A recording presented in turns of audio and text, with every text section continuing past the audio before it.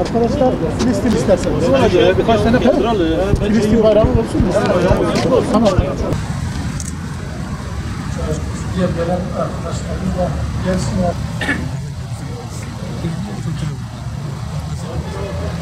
Bismillahirrahmanirrahim.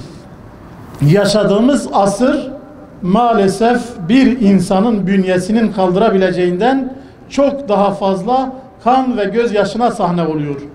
Filistin'de Siyonist İsrail tarafından sivillere uygulanan zulüm politikaları tüm dünyanın gözleri önünde yaşandı ve maalesef yaşanmaya devam ediyor. 3 aydan beridir soykırıma varan saldırıların yaşandığı Gazze, bu zulüm politikalarının geldiği son noktadır.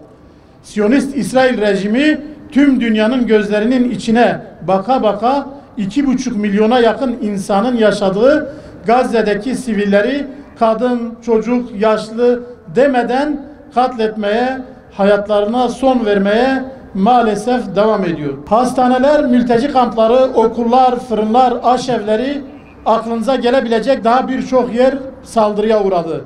Gazze'deki altyapı ve üst yapı işgalci İsrail tarafında maalesef tamamen çökertildi. Refah sınır kapısından kısıtlı olarak geçen yardımlar Gazze'nin ihtiyacının %3'ünü dahi karşılayamamaktadır. İsrail tarafından elektrik, su ve iletişim kesildiği Gazze'de hastanelerdeki yaralıların tedavileri maalesef ilkel yöntemlerle zor şartlar altında yapılmaya çalışılmaktadır. Ayrıca bu hastaneler çok sayıda kadın ve çocuğun sığındığı adeta birer mülteci kampına dönüşmüş durumdadır. Buna rağmen hastaneler ve okullar durmadan bombalanmaktadır. 7 Ekim'den bu yana Gazze'ye 65.000 ton bomba atıldı. Bu rakam 2. Dünya Savaşı'nda Hiroşima'ya atılan bombanın 3 katı kadardır. Bu saldırılarda 23.000'e yakın sivil hayatını kaybederken 10.000'e yakın sivil ise maalesef hala enkazlar altında bulunuyor. 58.000 sivil yaralandı, 1,5 milyon kişi yerinden edildi. Çok sayıda sağlık görevlisi, arama kurtarma gönüllüsü ve basın mensubunun da hayatını kaybettiği saldırılar durmuyor. Saldırıların şiddeti her geçen gün daha da artıyor maalesef. Ne Gazze ne de Filistin sadece bugünün meselesi değildir.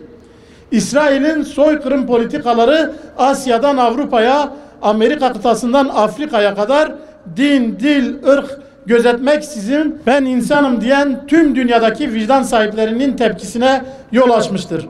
Dünyanın dört bir yanından kitlesel eylemler yapılmaktadır.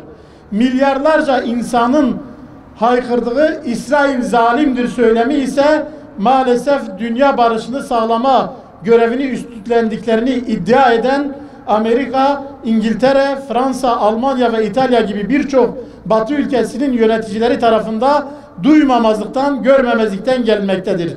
Tam aksine İsrail'e bebekleri ve kadınları katletmesi için tam destek verdikleri ortadadır. Ukrayna'da sivil ölümlerini bahane ederek tüm dünyayı savaşa sürüklemeye kalkan Batı ülkelerindeki yöneticiler 3 ayda 23.000 kişinin katledildiği Gazze'deki çocukları terörist ilan etmektedir. ABD'nin İsrail ile başı çektiği Şer ittifakı Türkiye'nin de içinde bulunduğu coğrafyadaki birçok ülkeyi işgale teşebbüs etmektedir aslında. Sivil akıl her şeyin farkındadır. Sivil vicdan ise her ülkede, her şehirde, her caddede, her sokakta gür bir şekilde bunlara tepki vermeye, haykırmaya devam etmektedir. Biz de bu amaçla bugün buradayız. Bu amaçla ABD, İsrail ve onların taşeronluğunu yapan ülkelerin yöneticilerine mimarlar, mühendisler ve teknikerler olarak Peygamberler şehri Şanlıurfa'dan haykırıyoruz. Yaptığınız zulümdür, katliamdır, soykırımdır. Günün birinde bunun hesabını er geç vereceksiniz. Bu kıvılcım inşallah Filistin için bir özgürlük ateşine dönüşecek.